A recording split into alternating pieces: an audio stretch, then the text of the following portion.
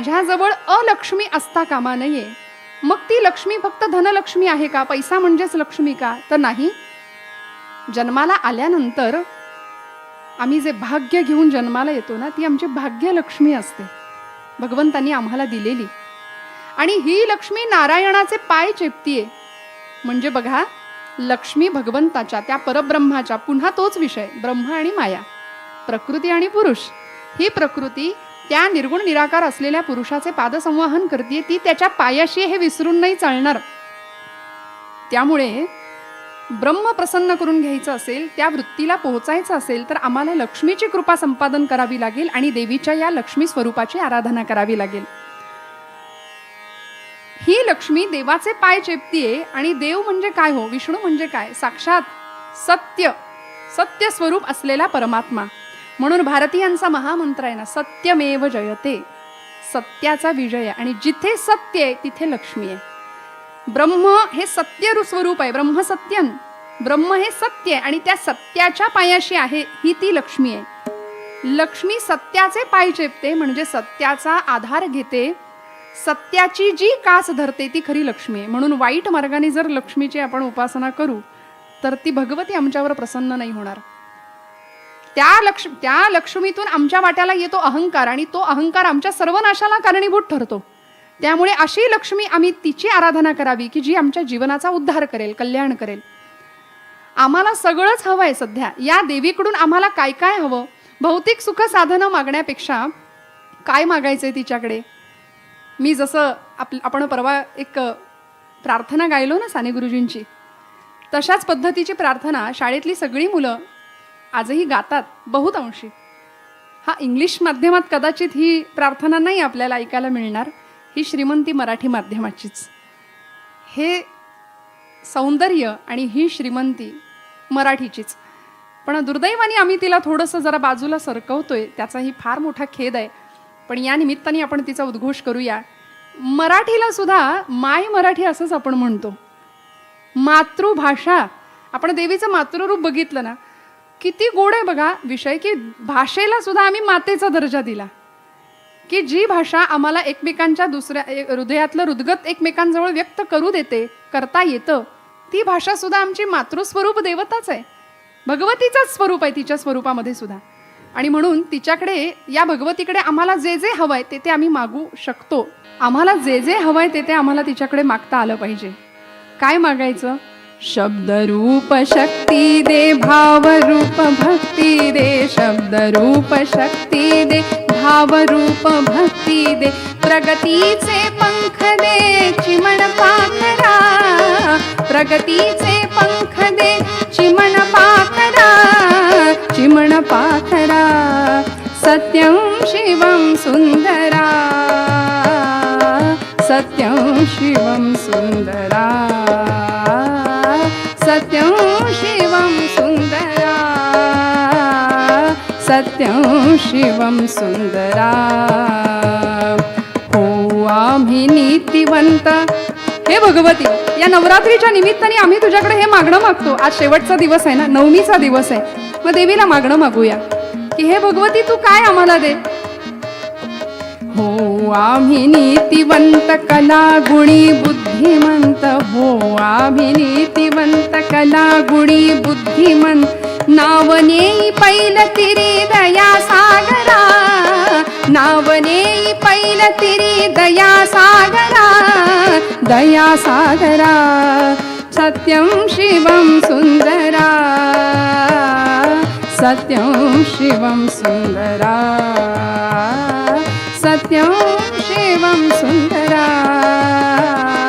सत्यं शिवं सुंदरा. आई जगदंबेकडं या मागणीची कामना आम्ही करायची. हे मागणं मागूया. या पद्धतीनं ती भाग्यलक्ष्मी आहे, ती अलक्ष्मीचा नाश करणारी अशी ती लक्ष्मी आहे. फक्त लक्ष्मी म्हणजे धन एवढाच विचार आम्ही डोक्यातून काढला पाहिजे.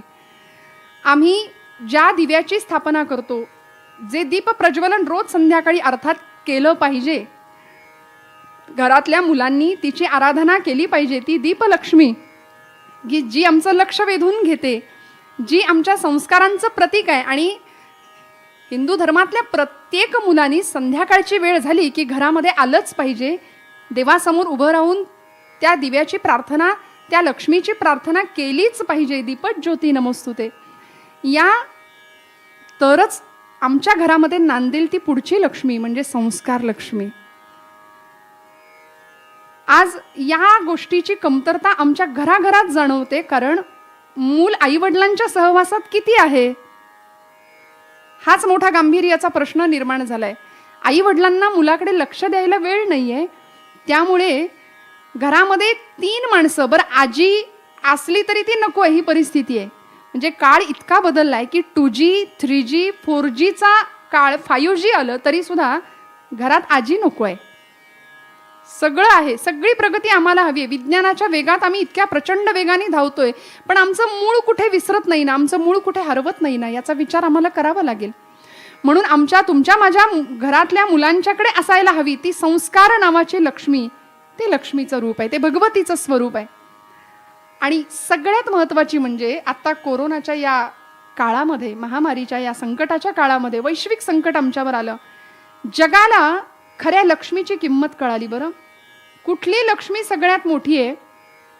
कारण कितीही जरी ऐश्वर्य असलं, संपत्ती असली, तरी या काळाने आम्हाला शिकवलं, बरं या पिढीला शिकवलं की पैसा म्हणजे सर्वस्व नाही, तर जगात सगळ्यात श्रीमंत कोण या प्रश्नाचं उत्तर जर मला विचारलं तर मी म्हणेन की ज्याचं आरोग्य चांगलं आहे ना, तो सगळ्यात श्रीमंत आहे. शरीरम आद्यम खलु धर्म साधनम. शरीर हे धर्माचं साधन आहे, हे ज्यांनी जाणलं तो श्रीमंत. म्हणून आमच्याकडे असायला हवी ती आरोग्य नावाची लक्ष्मी आहे. हे भगवतीचं लक्ष्मीचं स्वरूप आहे. वैभव लक्ष्मी आहे, संस्कार लक्ष्मी आहे. आणि या सगळ्या लक्ष्मीचा जर सदुपयोग आम्ही जीवनामध्ये केला ना, तर जीवनाचं कल्याण आहे. आणि दुरुपयोग जर आम्ही करणार असू तर अहंकाराला कारणीभूत ठरू, आणि तो अहंकार आमच्या नाशाला कारण ठरेल. म्हणून जी धनलक्ष्मी आम्ही कमवू, तुकोबरायांनी सांगितलं ना, जोडून या धन उत्तम व्यवहारे उदास विचारे वेच करी. उत्तम मार्गाने प्रपंच नेटका करण्यासाठी आम्हाला धनलक्ष्मी जमवावी लागेल, तिची आराधना करावी लागेल. पण ते जमवलेलं धन, ती लक्ष्मी जर फक्त स्वतःच्याच प्रपंचापुरती उपयोगी आणली, किंवा फक्त मी आणि माझं एवढ्यापुरतंच जर तिला ठेवलं, तर ती लक्ष्मी आमच्यावर कृपा नाही करणार. म्हणून असं म्हणता ना की देणाऱ्यांनी देत जावे. माणसाकडे दातृत्व गुण असेल ना, तर परमेश्वर प्रसन्न झाल्याशिवाय राहत नाही.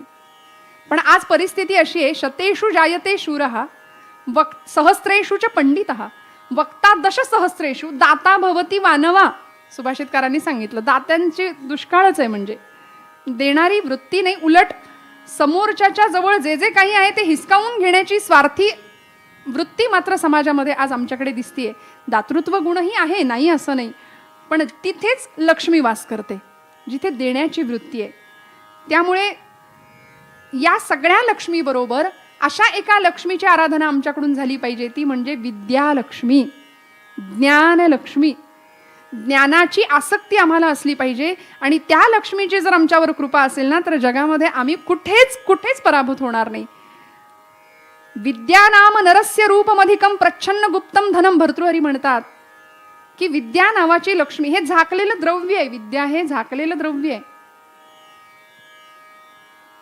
विद्येशिवाय एकही गोष्ट अशी नाहीये की जगामध्ये पवित्र आहे. विद्ये इतकी न हि ज्ञानेन सदृश्यम पवित्रम इह विद्यते. भगवान गोपालकृष्ण म्हणतात गीतेमध्ये, ज्ञाना इतकं पवित्र दुसरं काहीच नाही. म्हणून प्रत्येकाने विद्यालक्ष्मीची कास धरावी. कारण साहित्य संगीत कला विहीन साक्षात पशुपुच्छ विषाणहीन, असं भर्तृहरी म्हणतात एके ठिकाणी. तृणन्न खादन्नपि जीवमानः तद्भाग ध्येयम परमं पशूनाम. म्हणाले, कुठल्याही प्रकारची विद्या ज्याच्या जवळ नाही, कुठली कला ज्याच्या जवळ नाही, कुठलं संगीत ज्याच्या जवळ नाही, त्याची गणना ही एखाद्या पशुमध्ये होणार आहे. म्हणजे 2 पायांचा पशु असं त्याचं वर्णन भर्तृहरी करतात. आणि या पुढे जाऊन ते म्हणतात, तृणन्न खादन्नपि जीवमानः. नशीब त्या बाकीच्या सगळ्या 4 पायांच्या प्राण्यांचं की हा माणूस नावाचा प्राणी चारा खात नाही. कारण यानं जर एकदा चारा खायला सुरुवात केली तर बाकीचे उपाशी मरतील, इतकं खायला लागतं मनुष्य प्राण्याला. म्हणजे माती खातो, सिमेंट खातो, चारा पण खाल्ला. अर्थात तो विषय आपला नाही, पण ही परिस्थिती अशी आहे की तृणन्न खादन्नपि जीवमानः तद्भागधेयं परमं पशूनाम.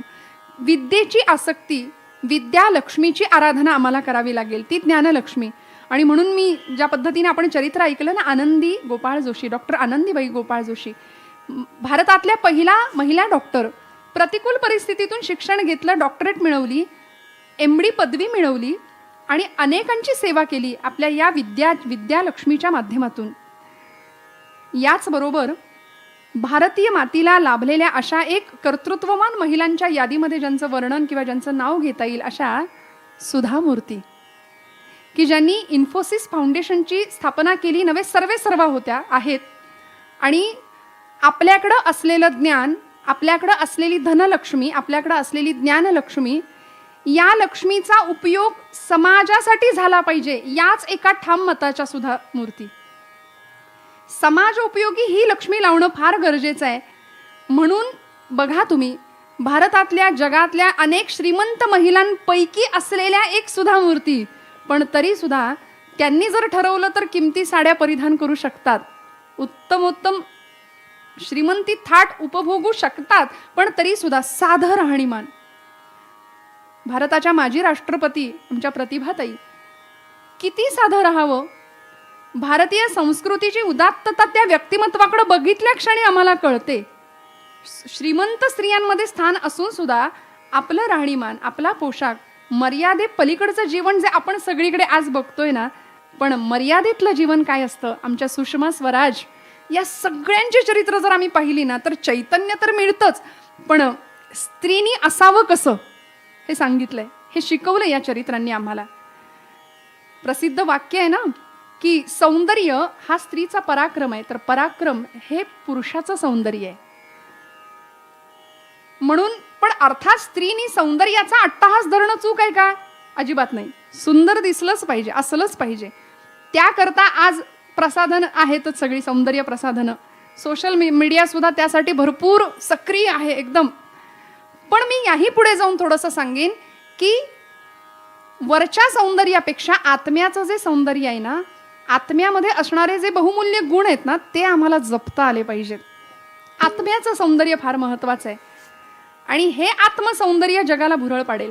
नारदीय कीर्तनामध्ये ज्यांचं नाव अत्यंत अग्रक्रमाने घेतलं जातं, नारदीय कीर्तन क्षेत्रामध्ये असे कीर्तन सूर्य दत्तदास बुवा घाग, आपल्या नरसोबाच्या वाडीचे दादांचं कीर्तनातलं एक सुंदर वाक्य आहे की ते म्हणायचे, सौंदर्याला सात्विकतेची झालर असली पाहिजे. सौंदर्य नाही नसलं पाहिजे असं कोण म्हणतं? सुंदर दिसलंच पाहिजे, पण त्या सौंदर्याला सात्विकतेची झालर असली पाहिजे. म्हणून असं सौंदर्य ते आत्म्याचं सौंदर्य ठरतं भौतिक सौंदर्यापेक्षा. म्हणून मी सुधा मूर्तींच्या चरित्रातलं थोडासा उल्लेख करून पुढे जाईन की ज्यावेळी सुधा मूर्तींची मुलाखत झाली ना, त्या मुलाखतीमध्ये त्यांना असं विचारलं होतं की तुम्ही म्हणजे त्या 21 वर्षापूर्वी काशीला जाऊन आल्या होत्या. 21 वर्षांपूर्वी काशीला जाऊन आल्यानंतर तिथे अशी प्रथा आहे की तिथे आपल्या आवडत्या गोष्टीचा त्याग करायचा. काशीला गेल्यानंतर लोक असं करतात, आपल्या सगळ्यात आवडती गोष्ट कुठली आहे, तिचा वस्तू कुठली आहे, तिचा त्याग करायचा. तर सुधा मूर्तींनी आपल्या एका मुलाखतीत असं सांगितले की 21 वर्ष मी नवीन साडीच नाही खरेदी केली माझ्यासाठी. आज एवढ्या मोठ्या श्रीमंत महिलांपैकी एवढं आदराचं मोठं स्थान असलेल्या सुधाताई त्या म्हणतात की मी एकही साडी स्वतःसाठी खरेदी नाही केली आणि 21 वर्षामध्ये त्या काशीला जाऊन तोच संकल्प केला होता की खरेदीच करणार नाही आणि त्यातल्या त्यात साडीच खरेदी करणार नाही. आता नवरात्र आहे, महिलांच्या आवडीचा हा विषय आहे. साडी म्हटलं की कोण नाही म्हणेल हो, पण हा केवढा उदात्त विचार आहे. कारण विद्यालक्ष्मी धनलक्ष्मी परमेश्वरांनी माझ्याकडे दिली आहे, ती माझ्यावर प्रसन्न आहे, बस त्या लक्ष्मीचा उपयोग मी समाजासाठी करेन, या पलीकडे मला काही नको. इतकं सुंदर विचारसरणी या लोकांची आहे की आपल्याकडे एक सांगतात ना की दोघं जण रस्त्याने पती पत्नी निघतात आणि म्हणजे आजी आजोबा होते बरं का, आणि आजोबांनी आजीचा हात धरला होता रस्त्याने चालत असताना. लोकांनी विचारलं की आजोबा का हाताला का धरताय त्यांना? नाही म्हणाले, सोडून उपयोगच नाही, हात सोडला की दुकान धरते, दुकानाकडे जाते साडीच्या. हात कसा सोडू म्हणाले, हाताला धरूनच मला तिला गेलं पाहिजे. हे आजीचं झालं, म्हणजे आजीचं सुद्धा असं होतंय. आपल्या सगळ्याच स्त्रियांच्या आवडीचा विषय आहे हा. पण सुधा मूर्तींचं चरित्र म्हणून मला मुद्दाम आदर्शवत असं आपल्यासमोर ठेवावंसं वाटतं की हे देवीचं लक्ष्मी स्वरूप आहे.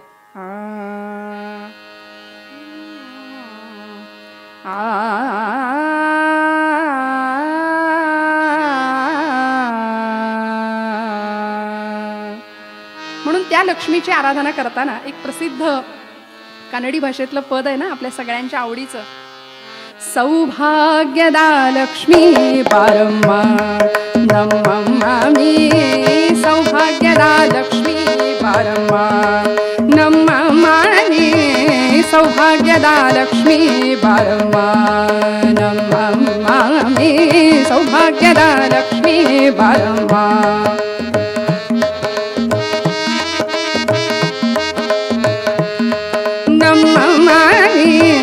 सौभाग्यदा लक्ष्मी बारम्मा नम्मामि, सौभाग्यदा लक्ष्मी बारम्मा बारम्मा बारम्मा.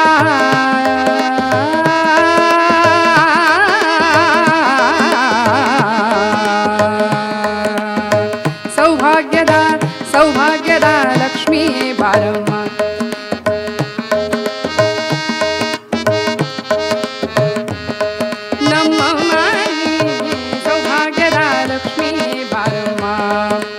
ಗೆಜ್ಜೆ ಕಾಲ್ಗಳ ಧ್ವನಿಯ ತೋರುತ್ತಾ ಹೆಜ್ಜೆಯ ಮೇಲೆ ಹೆಜ್ಜೆಯ ನಿಕ್ಕುತ್ತ, ಗೆಜ್ಜೆ ಕಾಲ್ಗಳ ಧ್ವನಿಯ ತೋರುತ್ತಾ ಹೆಜ್ಜೆಯ ಮೇಲೆ ಹೆಜ್ಜೆಯ ನಿಕ್ಕುತ್ತ, ಸಜ್ಜನ ಸಾಧು ಪೂಜೆಯ ವೇಳೆಗೆ ಮಜ್ಜಿಗೆ ಒಳಗಿನ ಬೆಣ್ಣೆಯಂತೆ, ಭಾಗ್ಯದ ಲಕ್ಷ್ಮೀ ಬಾರಮ್ಮ ನಮ್ಮಮ್ಮನಿ, ಸೌಭಾಗ್ಯದ ಲಕ್ಷ್ಮೀ ಬಾರಮ್ಮ ನಮ್ಮಮ್ಮನಿ, ಸೌಭಾಗ್ಯದ ಲಕ್ಷ್ಮೀ ಬಾರಮ್ಮ.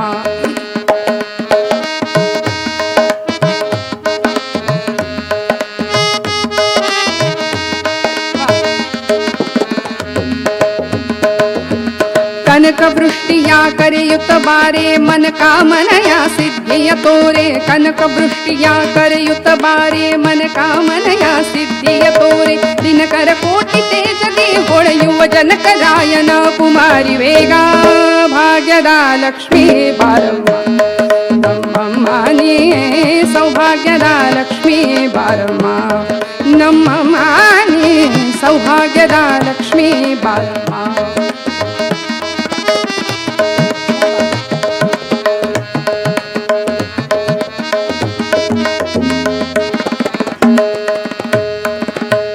ಸಕ್ಕರೆ ತುಪ್ಪದ ಕಾಲುವೆ ಹರಿಸಿ ಶುಕ್ರವಾರದ ಪೂಜೆಯ ವೇಳೆಗೆ, ಸಕ್ಕರೆ ತುಪ್ಪದ ಕಾಲುವೆ ಹರಿಸಿ ಶುಕ್ರವಾರದ ಪೂಜೆಯ ವೇಳೆ, ಅಕ್ಕರೆ ಅಕ್ಕರೆ ಉಳ್ಳ ಅಳಗಿರಿ ಅಂಗನ ಚೊಕ್ಕ ಪುರಂದರ ವಿಠಲನ ರಾಣಿ, ಭಾಗ್ಯದ ಲಕ್ಷ್ಮೀ ಬಾರಮ್ಮ ನಮ್ಮಮ್ಮನಿ, ಸೌಭಾಗ್ಯದ ಲಕ್ಷ್ಮೀ ಬಾರಮ್ಮ ನಮ್ಮಮ್ಮನಿ, ಸೌಭಾಗ್ಯದ ಲಕ್ಷ್ಮೀ ಬಾರಮ್ಮ ಬಾರಮ್ಮ ಬಾರಮ್ಮ, ಸೌಭಾಗ್ಯದ ಲಕ್ಷ್ಮೀ ಬಾರಮ್ಮ ನಮ್ಮಮ್ಮನಿ, ಸೌಭಾಗ್ಯದ ಸೌಭಾಗ್ಯದ ಸೌಭಾಗ್ಯದ ಲಕ್ಷ್ಮೀ ಬಾರಮ್ಮ ನಮ್ಮಮ್ಮನಿ, ಸೌಭಾಗ್ಯದ ಲಕ್ಷ್ಮೀ ಬಾರಮ್ಮ.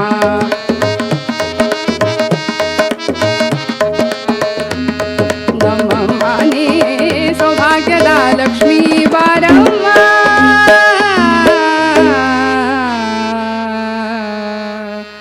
म्हणून या देवीच्या लक्ष्मी रूपाला या निमित्ताने वंदन आहे की ही लक्ष्मी फक्त धनलक्ष्मी नाही तर ती आरोग्य लक्ष्मी आहे, संस्कार लक्ष्मी आहे, ज्ञान लक्ष्मी आहे, विद्या लक्ष्मी आहे.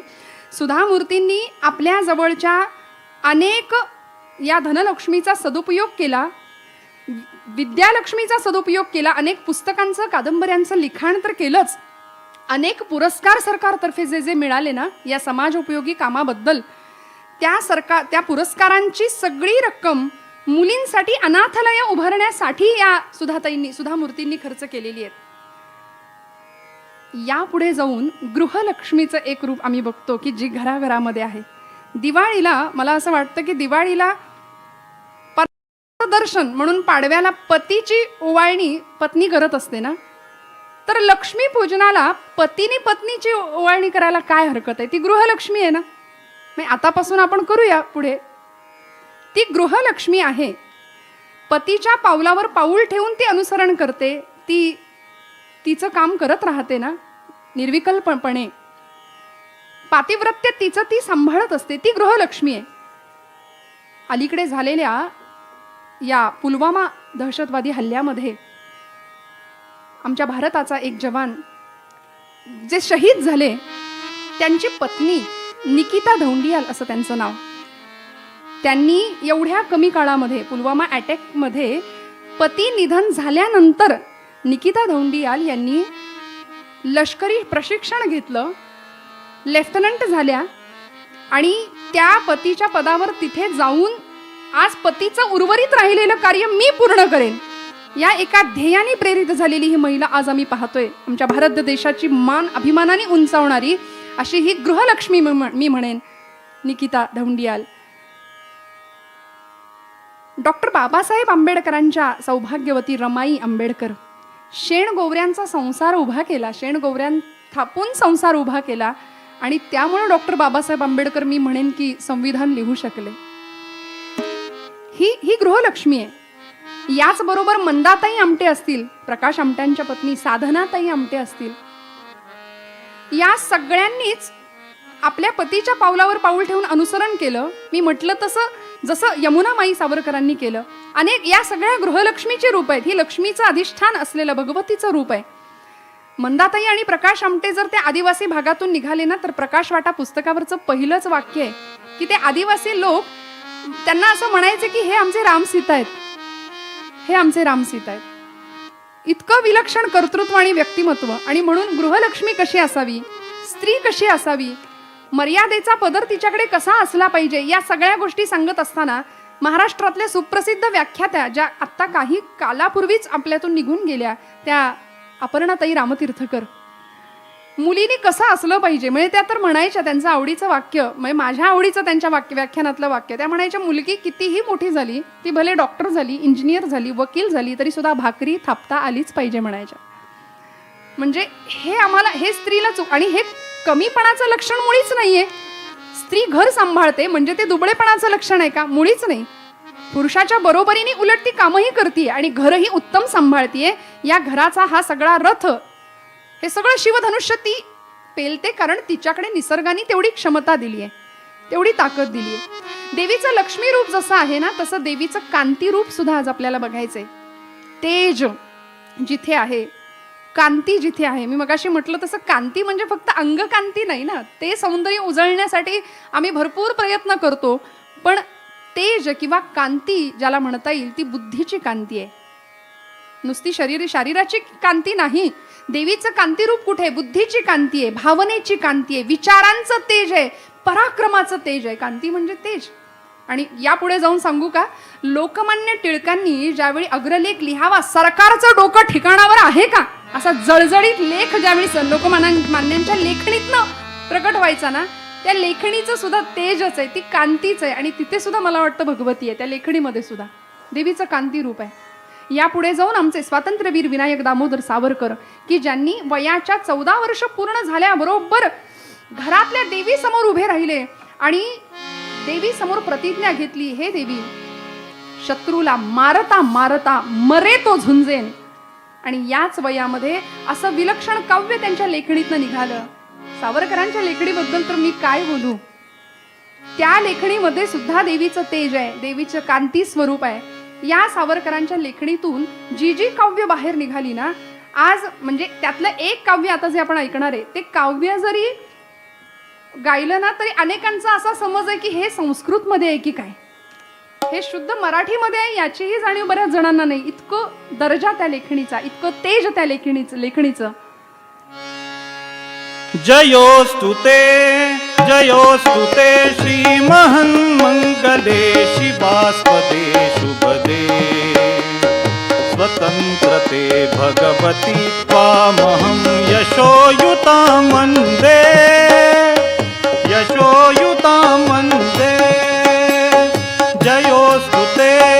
जयोस्तुते श्री महन्मंगले शिवास्पदे शुभदे स्वतंत्रते भगवती त्वामहं यशोयुतां वन्दे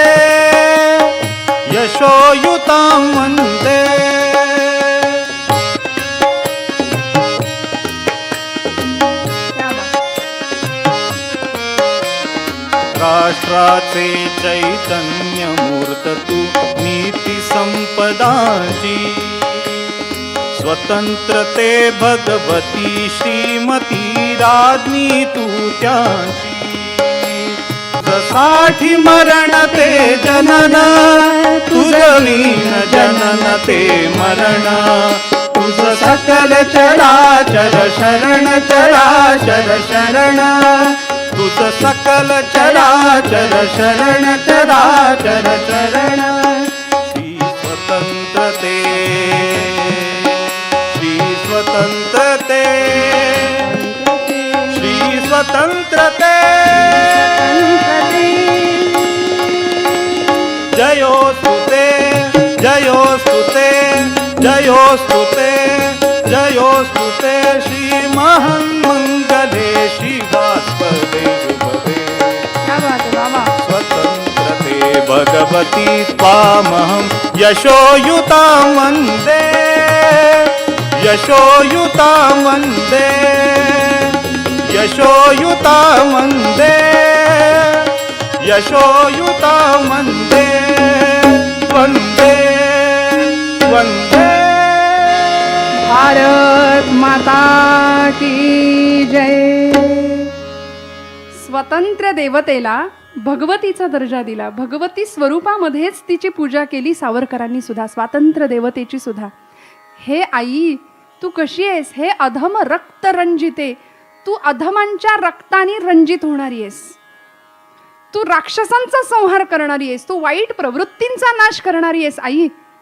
आणि म्हणून तिची पूजा शब्द सुमनांनी बांधली आहे सावरकरांनी या स्तोत्राच्या निमित्ताने. आणि हे स्तोत्रच आहे, स्वतंत्र देवतेचं स्तोत्र आहे. या कांती रूपाचं वर्णन करताना मला असं वाटतं की देवीचं हे कांती स्वरूप छत्रपती शिवाजी राजांच्या नंतर, संभाजी राजांच्या नंतर सुद्धा, नवे राजाराम महाराजांच्या नंतर सुद्धा त्यांच्या पत्नी शिवस्नुषा ताराराणी ताराऊ महाराजांनी मराठी शाहीची तलवार अशी तळपती ठेवली. ते तेज, ते कांती देवीचं तिथेही मला दिसलं की देवीचं कांती स्वरूप ताराऊ राणींच्या तलवारीला मिळालं. आणि ते तेज पुढची 7 वर्ष मराठी शाहीचं साम्राज्य ताराऊ राणींनी सांभाळलंय.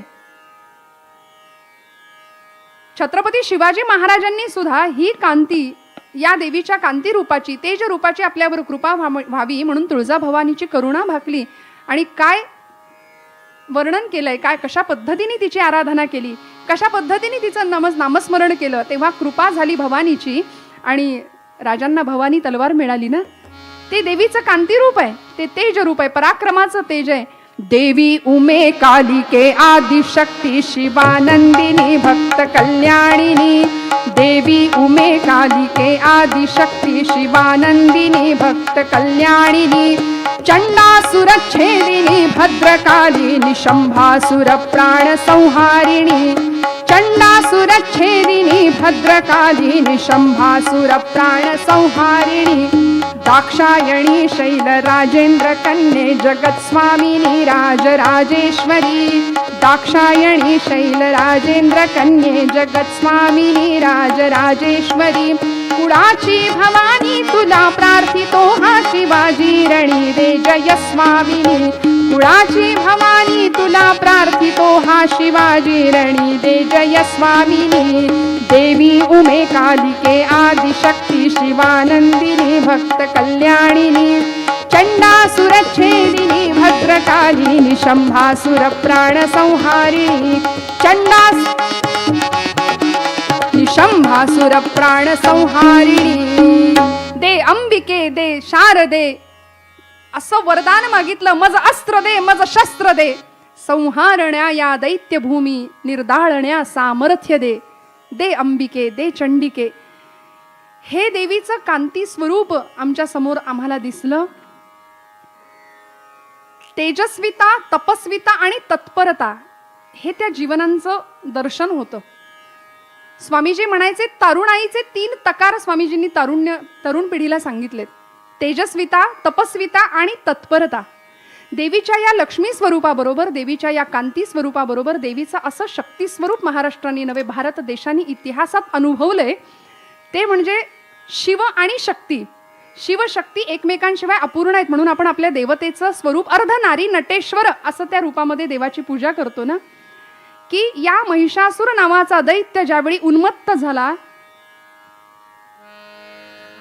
सगळ्या लोकांना त्याचा त्रास व्हायला लागला, साधू संतांना यज्ञ कार्यासाठी हवीरभाग मिळेना, पृथ्वीला या दैत्याचा या पापाचा भार व्हायला लागला आणि ही आमची पृथ्वी माता गोरूप धारण केलं आणि ब्रह्मदेवांकडे गेली. नवरात्रीच्या या देवीचा अवतरण कशासाठी आहे, का आहे, कशामुळे आहे ते जर आम्हाला जाणून घ्यायचं असेल ना, तर ही पृथ्वी माता, ही भूमाता गोरूप धारण करून ब्रह्मदेवांकडे आली आहे आणि ब्रह्मदेवांसमोर गारहाणं घातलंय. का तर सृष्टीची रचयिता ते आहेत ना, निर्मितीचं काम करणाऱ्या ब्रह्मदेवांना सांगते की हा महिषासूर उन्मत्त झालाय, याचा भार आता पापांचा सहन होत नाही, लवकर काहीतरी करा. ब्रह्मदेवांनी विष्णूंना घेऊन थेट भगवान शिवांच्या समोर सगळ्यांनी उपस्थित राहावं आणि या तीनही देवतांचं तेज एकत्र झालं आणि देवी आईला म्हणजे पार्वतीला, आदिशक्तीला सगळ्यांनी गारहाणं घातलं की याचा निपात आता तू कर. म्हणून या देवी पार्वतीने अशी अट घातली की मी हे काम एकटीने नाही करणार, बहुता जनांचे मुखी यश घ्यावे, आमचे समर्थ सांगतात ना, सगळ्यांनी मिळून हे काम करायचं. कारण परित्राणाय साधूनाम विनाशाय दुष्कृताम धर्म संस्थापनार्थाय संभवामी युगे युगे, हे भगवंतांचं काम आहे. देवीचा अवतार या निमित्ताने का झाला? अवनीवरी आज महाप्रलय पातला, अवनीवरी आज महाप्रलय पातला, अवनीवरी आज महाप्रलय पातला, अवनीवरी आज महाप्रलय पातला,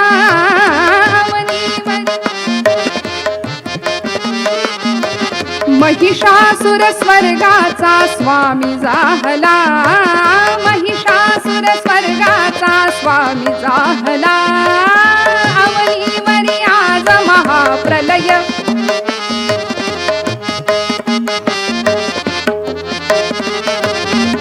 देववीर ऋषी मुनीचे दुःख भोगिते, देववीर ऋषी मुनीचे दुःख भोगिते, तुमच्या विण आभा नाही गती, तुमच्या विण आभा नाही गती, अवनीवरी आज महाप्रलय पातला, अवनीवरी आज महाप्रलय पातला, अवनीवरी आज महाप्रलय पातला. सगळ्या देवतांनी तिच्याकडे गारहाणं घालावं आणि मग या तीन देवतांची तेज एकत्रित झालं आणि अशी ती या तीनही देवतांच्या शक्ती म्हणजे महासरस्वती, महालक्ष्मी आणि देवी आदिशक्ती पार्वती माता म्हणजेच महाकाली, या तीन रूपांचं सम्मिलीकरण झालं, ते तेज एकत्र आलं आणि या तीनही देवतांच्या शक्तींचे दोन दोन दोन हात आणि हिचे स्वतःचे दोन हात, तीनही देवतांचे दोन हात, असं मिळून 8 भुजांची ही अष्टदुर्गा सज्ज झाली, कटिबद्ध झाली. आणि या प्रसंगामध्ये साग मदनी सानी धमग मग सा सज्ज झाली अस्त्रशस्त्र. या प्रसंगामध्ये देवीची स्तुती तर सगळ्या देवतांनी गायलीच, पण अनेक देवतांनी तिला या युद्धासाठी काही भेट वस्तू दिल्या, शस्त्र दिली. विष्णूंनी स्वतःचं चक्र देवीला प्रदान केलं, भगवान शिवांनी त्यांचं त्रिशूल तिच्याकडे दिलं, इंद्रानी स्वतःचं वज्र देवीला दिलेलं आहे. या प्रसंगामध्ये सप्तशतीमध्ये असा उल्लेख आहे की इंद्रानी देवीला सुरापात्र सुद्धा दिलंय, कारण रक्त बघायचंय. रक्त बघायचं नाही नुसतं, तर रक्त बीजाचा विध्वंस करताना, नाश करताना या महाकालीनी शेवटच्या 3 दिवसामध्ये रक्तबीजाला मारलेला आहे. नवरात्रीच्या या 3 दिवसामध्ये कौशिकी हा अवतार धारण केला, पूर्ण काळ्या रंगाची देवी झालीये. रक्तबीजाला मारत असताना वर्णन आहे की रक्तबीजाला मारताना त्याच्यावर प्रहार केला की त्याच्या शरीरातून निघणारा रक्ताचा थेंब ना थेंब जमिनीवर पडला की असे कितीतरी रक्तबीज पुन्हा तयार व्हायचे. म्हणून या देवीनी असं अक्राळ विक्राळ रौद्र रूप या प्रसंगात धारण केलं आणि त्या रक्तबीजाचं रक्त जमिनीवर सांडू न देण्याची जबाबदारी, खबरदारी घेतली. ते रक्त प्राशन केलं. म्हणून आपली ती दक्षिणेश्वरची काली माता, स्वामीजींना सुद्धा जी ज्ञान देते, वैराग्य देते, भक्ती देते, ती काली माता. काय तिचं वर्णन आहे? दुर्गे भवानी, दुर्गे भवानी, दुर्गे भवानी, दुर्गे भवानी, दुर्गे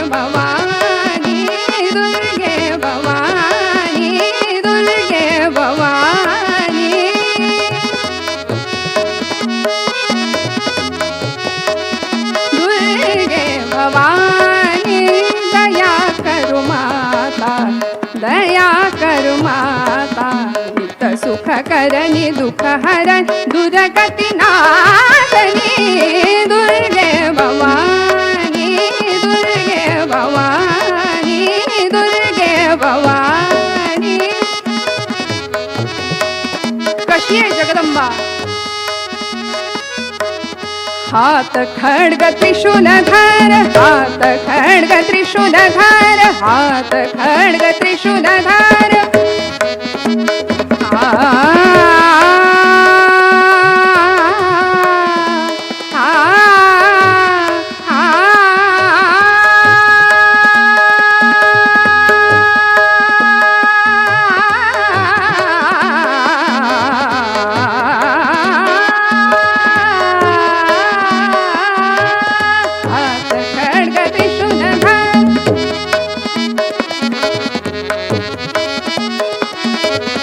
हात खड्ग त्रिशूलधर गले सोहे रुंडमाल गले सोहे रुंडमाल असुर संहारी जगजननी दुर्गे भवानी भवानी दुर्गे भवानी दुर्गे भवानी.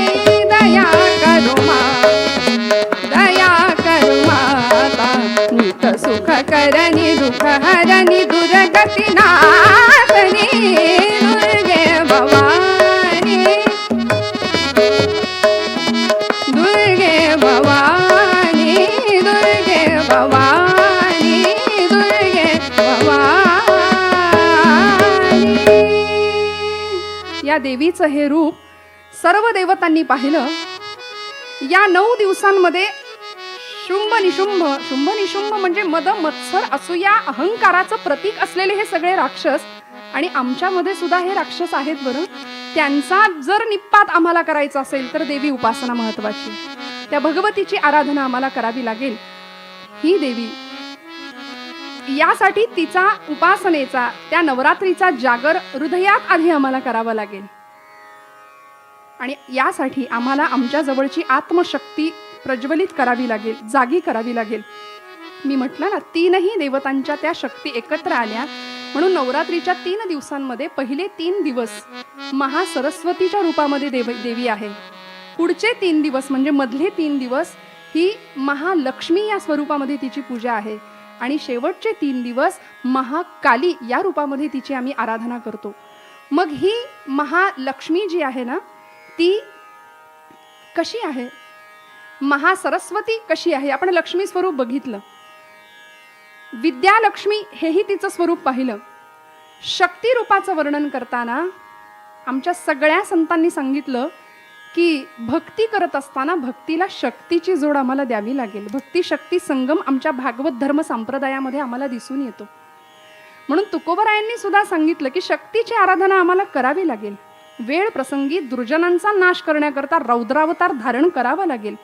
समजा तुम्ही देवपूजेला बसलाय आणि देव्हाऱ्यावरती एखादा विंचू जर येऊन बसला तर महाराज म्हणतात विंचू देव्हाऱ्याशी आला देवपूजा नावडे त्याला तेथे पैजाराचे काम अधमाशी तो अधम मऊ मेणाहुनी आम्ही विष्णुदास पण वेळ आली तर कठीण वज्रास भेदू ऐसे. ही शक्ती स्वरूपिणीची ताकद आहे आणि ही तिची कृपा मिळवण्याचा हा जो मार्ग आहे की शक्तीची उपासना आम्हाला करावी लागेल. म्हणून समर्थ रामदास स्वामींनी सुद्धा असं सांगितलंय शक्तीने मिळती राज्ये. राज्य ग्रहण करायचे मिळवायचे ना तर शक्तीशिवाय. म्हणून समर्थांनी महाराष्ट्रामध्ये नव्हे सगळीकडे क्षात्र तेजाचं स्फुल्लिंग चेतवलं. महाराष्ट्राच्या दऱ्याखोऱ्यांमध्ये जय जय रघुवीर समर्थ या मंत्राची गर्जना दुमदुमत राहिली. एवढंच नाही शक्ती स्वरूपाची आराधना देवीच्या भगवतीच्या शक्ती रूपाची आराधना करण्याकरता समर्थांनी बलोपासनाच जगासमोर मांडली. फक्त शरीराची शक्ती का हो याकरता म्हणजे शारीरिक शक्ती अपेक्षित आहेच आहे त्याकरता व्यायामशाळा बांधल्या. मारुतीरायांची मंदिरं उभी केली.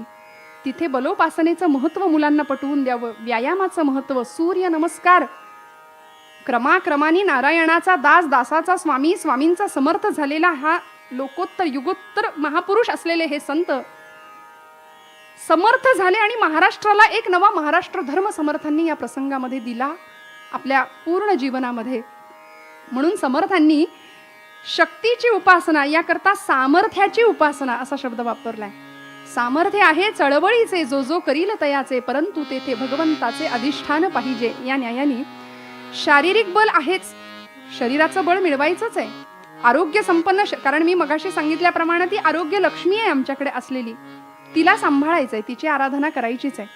पण या शरीराची, या आरोग्याची काळजी घेत असताना त्याच्या आतमध्ये जे असलेलं चैतन्य आहे, त्याच्या आतमध्ये असलेलं जे मन नावाचं 11वं इंद्रिय आहे, त्याची काळजी आम्हाला घ्यावी लागेल. आणि त्या मनाची शक्ती काय आहे हे समजावून घ्यावं लागेल. फक्त शरीराची शक्ती नाही, योग्य बळकट आणि बलदंड स्नायूंचे संन्यासी मला द्या. स्वामीजींचं वाक्य आहे, मला बळकट आणि पोलादी स्नायू असलेले संन्यासी द्या, तर मी भारतामध्ये नवजागरण घडवून आणीन. अशी मागणी स्वामीजींनी केली होती जगातल्या, भारतातल्या युवकांकडे. म्हणून ते युवकांचा स्फूर्तिनिर्झर ठरले. पण या शारीरिक शक्तीबरोबरच ज्ञानशक्ती, इच्छाशक्ती आणि क्रियाशक्ती, म्हणून नवरात्रीच्या या 3 दिवसांमध्ये, पहिल्या 3 दिवसामध्ये त्या महासरस्वतीचं रूप, तिच्याकडची ज्ञानशक्ती आमच्याकडे आली पाहिजे. महालक्ष्मीच्या रूपाकडची इच्छाशक्ती आमच्याकडे आली पाहिजे. आणि महाकालीच्या या स्वरूपाच्या भक्तीमुळे आमच्याकडे क्रियाशक्ती आली पाहिजे. ज्ञान कुठलं हो? कुठलं ज्ञान? व्यवहाराचं ज्ञान, इतिहास, भूगोल, नागरिकशास्त्र, गणित नाही. मी कोण आहे हे जे आत्मज्ञान ज्याला म्हणतो ना आपण, ते ज्ञान आम्हाला व्हावं याकरता स्वामीजींनी सुद्धा रामकृष्णांकडे गाऱ्हाणं घातलं. आणि एक दिवस प्रपंचाच्या कटकटी घेऊन ज्यावेळी स्वामीजी रामकृष्णांकडे गेले, त्यावेळी रामकृष्ण परमहंसांनी सांगावं की तुला नोकरी हवी आहे, तुला प्रपंच तुझा सांभाळायचा आहे ना, तूच जा आणि देवीला मागणं. म्हणून दक्षिणेश्वरच्या त्या काली मातेसमोर स्वामीजी ज्यावेळी उभे राहिले ना, त्यावेळी जे मागायचं होतं ते विसरले. मागायला आले होते प्रपंचातलं सुख, घरची कटकट संपू दे, नोकरी लागू दे, असलं मागणं मागायला आलेले स्वामीजी तिथं विसरले आणि देवी समोर उभे राहिले. आई ज्ञान दे, भक्ती दे आणि वैराग्य दे. माघारी आले, लक्षात आलं मी मागायचं होतं ते मागितलंच नाही, मी विसरून गेलो. गुरुदेव, मला जे मागायचं होतं ते विसरलो म्हणाले, मी वेगळंच काहीतरी मागून आलो. ठाकूरजी म्हणाले, रामकृष्ण म्हणाले, नरेंद्रा पुन्हा जा आणि पुन्हा माझ्या आईला बोल, माझी आई खूप दयाळू आहे, ती तुला देईल, तुला जे हवं तेच देईल, जा परत माग. दुसऱ्यांदाही तेच घडलं, आई ज्ञान दे, आई भक्ती दे आणि वैराग्य दे. तिसऱ्यांदाही तेच घडलं. परमेश्वर आपल्यासाठी योग्य काय तेच देत असतो बरं, आपल्याला हवं ते बऱ्याचदा नाही मिळत. स्वामीजी उभे राहिले या जगदंबे समोर. अनादि निर्गुण प्रगटली भवानी, अनादि निर्गुण प्रगटली भवानी, अनादि निर्गुण प्रगटली भवानी. मोह महिषासुर मर्दना लागुनी, मोह महिषासुर मर्दना लागुनी, विविध तापांची करावया झाडणी, विविध तापांची करावया झाडणी. भक्ता लागी तू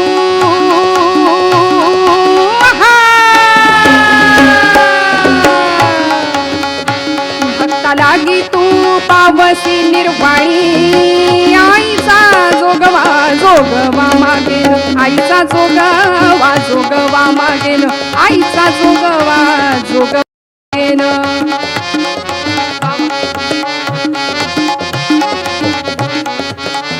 द्वैत सांडूनी माळ मी घालीन, हाती बोधाचा झेंडा मी घेईन, देहरहिता वारीसी जाईन. आईचा जोगवा जोगवा मागेन, आईचा जोगवा जोगवा मागेन. क्या बात आहे बाबा.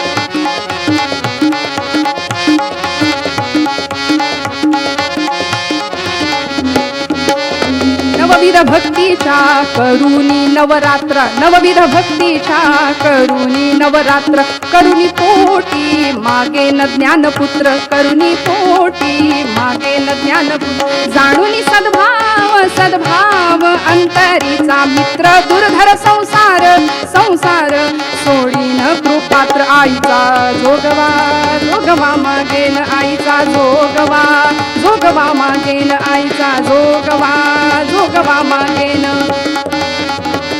क्या बात. आता साजणी झाले मी निसंग, आता साजणी झाले मी निसंग, विकल्प नवऱ्याचा तोडियला संग, विकल्प नवऱ्याचा तोडियला संग. काम क्रोध हे धाडियले माग, काम क्रोध हे धाडियले माग, झाला मोकळा मार्ग सुरंग. आईचा जोगवा जोगवा मागेन आईचा जोगवा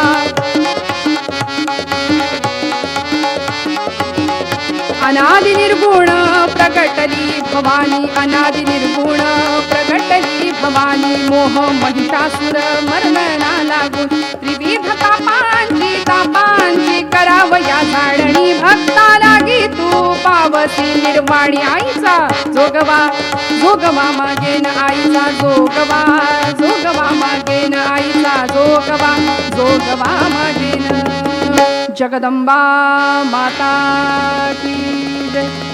ज्ञान भक्ती आणि वैराग्याचं दान देणारी ही जगदंबा आहे. इच्छाशक्ती तिची उपासना करत असताना ज्याला मराठीत विल पॉवर आपण म्हणतो, असं सांगितलं की लवकर कळतं आणि सोपं.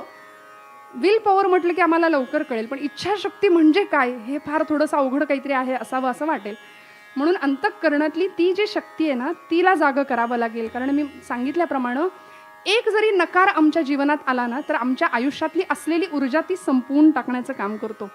म्हणून प्रतिकूल परिस्थितीमध्ये सुद्धा प्रचंड इच्छाशक्तीची जर आमच्यावर, त्या देवीच्या शक्ती स्वरूपाची जर आमच्यावर कृपा असेल, ती इच्छा जर आमच्या अंतःकरणातली प्रबळ असेल ना तर आम्ही शून्यातनं विश्व घडवण्याची ताकद भगवती आम्हाला देते.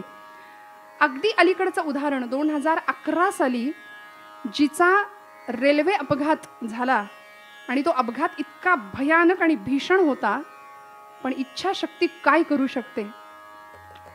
अरुणिमा सिन्हा नाव त्या मुलीचं, 26 वर्षाची पोर होती, 26 वर्षाचं वय आहे तिचं.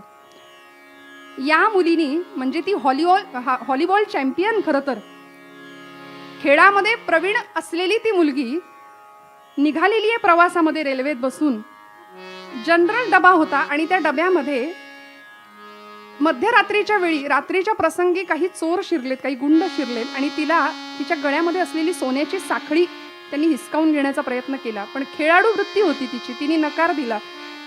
पण 4-5 जण होते, त्यामुळे या चौघांनी सुद्धा तिला पकडलं आणि चालत्या रेल्वेतनं बाहेर ढकलून दिलं.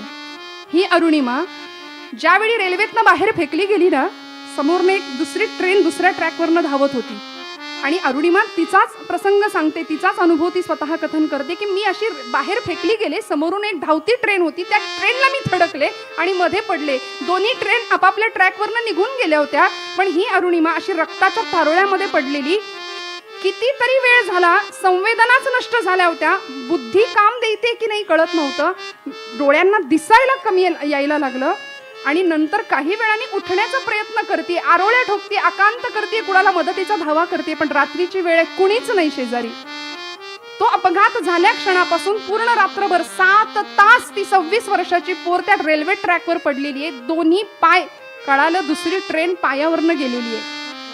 एक पाय पूर्ण तुटलेला आहे, दुसरा पाय असा लुळा, जीन्स घातलेली होती तिने, त्या जीन्स मधून असा तो लोंबकळत होता आणि रक्ताचं अक्षरशः थारोळं साचलेलं आहे. वेदनेच्या सुद्धा पलीकडे गेलेली तिची मानसिकता. सगळ्यांचा धावा करतीये, पण 7 तास त्या रेल्वेच्या ट्रॅकवरती ती तशीच पडून राहिलेली आहे. आणि या क्षणाला अरुणिमा तिचा अनुभव ती कथन करते ना, ती सांगते की थोड्या वेळाने असं मी बघतीये म्हणाली तर तिथे उंदीर बरेचसे आलेले दिसले आणि माझ्या तुटलेल्या पायाचे लचके तोडत होते. हे सगळं ती डोळ्यांनी पाहते, पण उठू शकत नाही, उठताच येत नाही. पाठीच्या मणक्याचे सुद्धा काही भाग दुखावले गेले होते, मेंदू बधीर झाला होता. आणि अशा वेळी सकाळ झाली आणि मग तिथल्या लोकांनी तिला शहरातल्या दवाखान्यात नेलं, तिथं योग्य ती ट्रीटमेंट झाली. त्यानंतर कळालं की ही खेळाडू आहे, मग तिच्यावर योग्य तो उपचार झाला. पण एक पाय गमवावा लागला, तो खोटा आर्टिफिशियल तो पाय बसवावा लागला, दुसऱ्या पायामध्ये रॉड घालावा लागला. आणि ही मुलगी ज्यावेळी आता बरी होतीये, 2011 साली झालेला हा अपघात, 2013 साल उजाडलं, पण या 2 वर्षामध्ये तिला खेळाडू असलेलं अंतःकरण, शक्ती स्वरूपिणी, इच्छाशक्ती प्रबळ देवीचं स्वरूप. आणि अशा वेळी तिच्यावर वृत्तपत्रातनं काही मथळे यायला लागले किंवा काही मेसेजेस फिरायला लागले की हिने बहुतेक आत्महत्या केली असावी, की हिला बहुतेक घरातून काहीतरी विरोध असावा, पण असं काहीच नव्हतं. आणि हा नकार तिला सहन होत नव्हता. आपल्याबाबत आपण इतके दुर्दम्य महत्वाकांक्षी असून सुद्धा जर समाज असा विचार करत असेल ना, तर बस आता हे चॅलेंज, आता हे आव्हान स्वीकारायचं तिने ठरवलं. आणि 2013 साली म्हणजे नुकतीच ती जखम भरून येते. एक पाय तर पूर्णपणे खोटा आहे, दुसरा पाय तो रॉड घातलेला आहे, अजून जखमा पूर्ण भरलेल्या नाहीयेत. आणि अशा परिस्थितीमध्ये या अरुणिमानी निश्चय बांधला, इच्छाशक्ती मनातली प्रबळ केली. आणि मनाचा जर निश्चय झाला तर जगातली कुठलीही गोष्ट अशक्य नाही, ते तिने सिद्ध करून दाखवलं. तिच्या कर्तृत्वातनं जगातलं सगळ्यात मोठं शिखर माउंट एव्हरेस्ट सर केलं. आणि उंच ठिकाणी जाऊन जगाला ओरडून सांगते की मनाची ताकद गमवू नका. शरीर जरी विकलांग झालं ना, शरीराची ताकद जरी संपली तरी तुमच्या मनाची ताकद जर खंबीर असेल, मनस्संयम मनशक्ती जर प्रबळ असेल ना, तर तुम्हाला परमेश्वर भगवती साथ देतेच देते. एवढा प्रकारचा पराक्रम करणारी ती अरुणिमा देवीचं इच्छाशक्तीचं स्वरूप आहे. आणि ही इच्छा प्रबल झाली ना की ती इच्छा क्रियाशक्तीकडे जाते. इच्छा मनात असून उपयोग नाही, अमुक करीन तमुक करीन असं नाही. असे खूप लोक आहेत, या देशात क्रांती झाली पाहिजे असं पारापारावर बसून पत्ते कुटणारे लोक आज समाजात बरेच आहेत. वर्तमान पेपर वाचल्यानंतर तेवढ्यापुरती हळहळ व्यक्त करणारे लोक बरेच आहेत, असंख्य आहेत. पण झालं पाहिजे नव्हे, माझ्यापासून मी सुरुवात करतो ना. ही इच्छाशक्ती त्या क्रियाशक्तीकडे वळली पाहिजे. त्या भगवतीची कृपा आमच्याकडे होईल तेव्हा हे घडेल, त्यासाठी तिची आराधना करूया. हे सगळी चरित्र आमच्या डोळ्यासमोर ठेवूया. आणि अशी ही शक्ती रूपिणी जगदंबा ज्यावेळी तयार होते, सजते सर्व अस्त्रशस्त्रांनी, त्यावेळी अजून एक देवीचं रूप आमच्या तुमच्या डोळ्यासमोर येतं. ते म्हणजे झाशीची रणचंडी राणी लक्ष्मीबाई. भल्या भल्या पुरुष संस्थानिकांनी इंग्रजांपुढे माना तुकवल्या, पण ही राणी रणचंडी होऊन त्यांच्या पुढे उभी राहिली. सगळीच प्रतिकूलता होती, नशिबामध्ये पुत्र सुख नाही, पती सोडून गेला, वैधव्य प्राप्त झालं, सत्ता पिपासू इंग्रजांनी तर नाकी नऊ आणलं होतं, संस्थान खालसा करण्याचं धोरण अवलंबलं. आणि अशा वेळी बऱ्याचशा संस्थानिकांनी, पुरुष संस्थानिकांनी तिथे माना टाकल्या, पण ही अशी रणचंडी होऊन त्यांच्या समोर उभी ठाकली नव्हे, त्यांचा कर्दनकाळ होऊन उभी ठाकली. 22-23 वर्षाची ही कन्यका समरांगणामध्ये अशी जेव्हा लढायची ना, तेव्हा वाघिणीसारखी झेप घ्यायची, या बुरुजावरून त्या बुरुजावर, त्या तटावरून या तटावर. वाघिणीनं आरोळी ठोकावी तशी सैनिकांना गर्जना करून प्रोत्साहन द्यायची, चैतन्य शक्ती जागृत करायची. देवीचं हे शक्ती रूप आहे की ज्यावेळी संस्थान खालसा करण्याचं ठरवलं, लॉर्ड डलहौसी नावाचा इंग्रज अधिकारी, भारतातली अनेक संस्थानं खालसा झाली. इंग्रजांनी 16व्या शतकापासूनच इथे पाय रोवायला सुरुवात केली होती. मग इथे वखारी स्थापन करण्याच्या निमित्ताने आले आणि सुरत, मद्रास, कलकत्ता आणि मुंबई या 4 ठिकाणी वखारी स्थापन झाल्या. त्यांच्या नियंत्रणासाठी ईस्ट इंडिया कंपनीची स्थापना केली. आणि याच्या सगळ्यावर नियंत्रण ठेवण्याकरता लॉर्ड डलहौसी आणि त्यांनी एक वेगळंच धोरण अवलंबलं. भारतामधली संस्थानं खालसा करायची, विलिनीकरण संस्थानांचं एक संस्थान इंग्रजांनी घशात घातलं. आणि याच वेळी या राणी लक्ष्मीबाईवर दैवानी असा काही जबरदस्त प्रहार केला होता की विवाह झाला. मोरोपंत तांब्यांची ही लेक भागीरथीबाई, आईचं नाव मनकर्णिका नाव, काशीमध्ये जन्म गंगेच्या घाटावरती. आणि ही मनू लहानाची मोठी झाली, विवाह झाला आपल्याहून दुप्पट वयाच्या माणसाशी, दुपटीनं मोठ्या असलेल्या माणसाशी, कारण ही अगदी 10 वर्षाची होती. गंगाधरपंत नेवाळकरांचं वय 32 वर्ष. 32 वर्षाच्या एका पती म्हणून त्याला निवडलं. नानासाहेब संतापले होते की मनू म्हणाले, अगं दुपटीहून मोठ्या असलेल्या मनुष्याशी तू विवाहाला तयार झालीस. त्या 10 वर्षाच्या कन्यकेचे उद्गार होते. ती म्हणाली, नाना अरे मी माझ्या व्यक्तिगत प्रपंच सुखासाठी नाही लग्न करत आहे, विवाह करत आहे, मला माझ्या भारत मातेचं दुःख दूर करायचंय. लहानपणापासून आपण जी स्वप्न रंगवत आलोय ना, ती आता साकार करून दाखवायची वेळ आली आहे नाना. अरे नाही काय म्हणतोस, हे बघ मला काही हत्तीवर झुलायचं नाही अंबारीत, मला छत्र चामर परिधान करून तिथे तो भोग नाही घ्यायचंय. पण लक्षात घे, या संस्थांची जर मी राणी झाले ना, झाशी संस्थांची, तर उद्या माझ्या दारामध्ये हत्ती असतील, तोफखाना असेल, घोडदळ असेल, पायदळ असेल, आणि या सगळ्यांच्या बळावर मी इंग्रजांना आव्हान देऊ शकेन. त्या लग्नाला होकार दिला, लग्न झालं, आली झाशी संस्थांमध्ये लक्ष्मीच्या पावलांनी, म्हणून राणी लक्ष्मी असं तिचं नाव ठेवलं. खरं तर ती महाराष्ट्राची उत्तरेकडे गेली, बिजली म्हणायचे लोक तिला, बिजली बिजली, आणि अक्षरशः विजेप्रमाणे तळपायची. नशिबी पुत्रसुख नव्हतं, कारण पुत्र झाला होता, पण 3 महिन्याचं अवघं लेकरू होतं. त्या चिमण्या पाखराला त्याचं ते प्रेत मांडीवर घेऊन आक्रंदन करत रडत होती, आपलं राणीपद विसरून. मूल गेल्यानंतर पतिदेव म्हणजे गंगाधर पंतांनी हाय खाली, आणि पुढच्या 2 वर्षात गंगाधर पंत गेले. पुत्र गेला, पती गेला, ऐन 22व्या वर्षी वैधव्य, पुत्र सुख नाही. आणि अशा परिस्थितीमध्ये ही राणी काय करेल हो? घरामध्ये जावं, महालक्ष्मी समोर, देवी समोर बसावं. हे आई, जन्म झाल्यापासून, लहानपणापासून जे स्वप्न आता उराशी बाळगले ना, ते मला साकार करण्याची संधी मिळालीये.